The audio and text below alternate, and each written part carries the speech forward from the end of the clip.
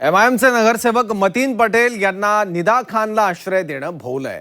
मतीन पटेल यांच्या अनधिकृत घरावर छत्रपती संभाजीनगर महापालिकेनं बुलडोझर चालवलाय। महापालिकेनं पटेल यांना 24 तासांचा अल्टिमेटम दिला होता। त्यानंतर त्यांनी कोर्टात धाव घेतली होती। मात्र कोर्टानेही दिलासा न दिल्यानं महापालिकेनं अनधिकृत घर जमीनदोस्त केलंय। बघूयात।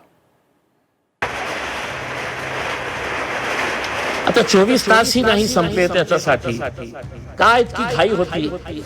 एक तर ते इलिगल होतं, त्याला 3 दिवसाची नोटीस दिली होती, नंतर 24 तासाची नोटीस दिली होती की तुम्ही या गुंडागर्दी करून एक घर पाडू शकता। घर बांधण्याची ताकद हिम्मत आमच्यामध्ये आहे। महाराष्ट्र को हरा कर देंगे म्हणणारा हाच इम्तियाज जलील होता, तर त्याची जागा बाहेर नाही जेलमध्ये आहे।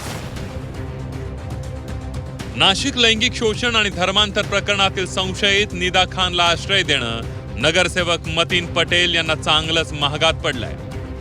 छत्रपती संभाजीनगर महापालिकेनं मतीन पटेल यांच्या अनधिकृत घरांवर बुलडोझर चालवलाय। एमआयएमचे नगरसेवक मतीन पटेल यांनी निदा खानला आश्रय दिला होता, त्यामुळे या प्रकरणात त्यांनाही सहआरोपी करण्यात आलं। मतीन पटेल यांना भाजपनं 24 तासांचा अल्टिमेटम दिला होता।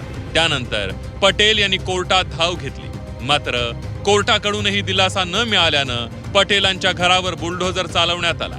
मतीन पटेलचं अनधिकृत घर, कार्यालय आणि निदाला आश्रय दिलेल्या घरावरही बुलडोझर चालवण्यात आला।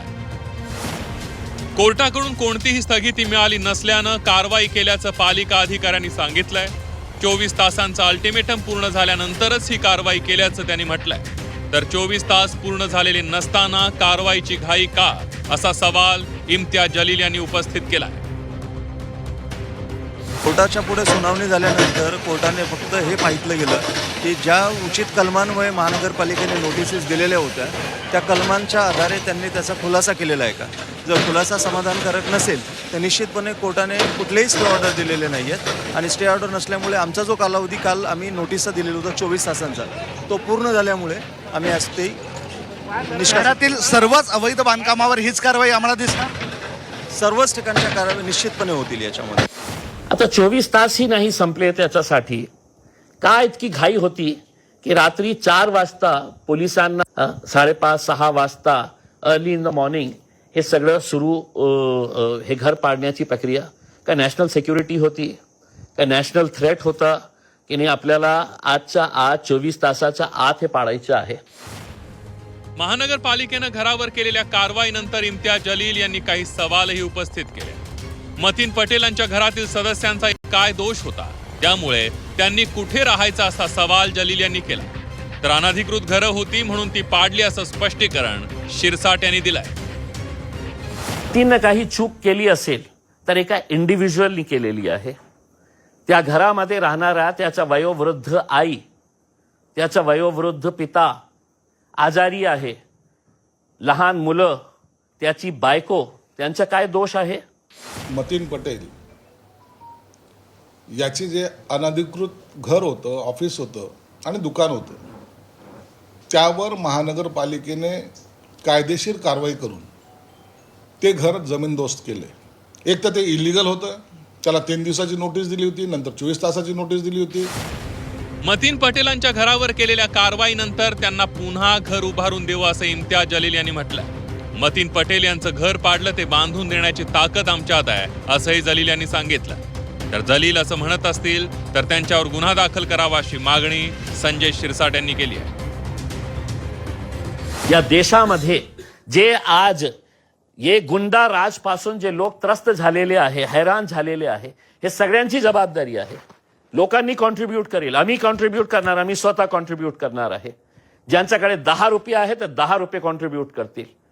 कारण सरकारला आम्हाला एक मेसेज द्यायचा आहे की तुम्ही या गुंडागर्दी करून एक घर पाडू शकता।